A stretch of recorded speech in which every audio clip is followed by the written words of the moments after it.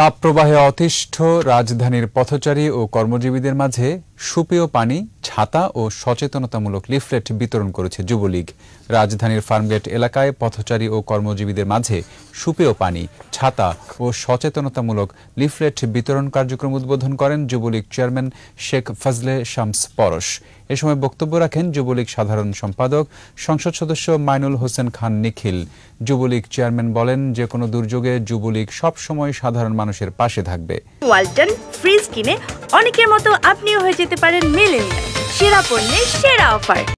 আপনারা জানেন, আজকে সাধারণ মানুষ যখন কষ্ট পাচ্ছে, যুবলীগ তারই নির্দেশে, জননেত্রী শেখ হাসিনার নির্দেশে আমাদের সাধারণ সর্বসাধারণ খেটে খাওয়া শ্রমজীবী কর্মজীবী মানুষের পাশে আজকে উপস্থিত হয়েছে।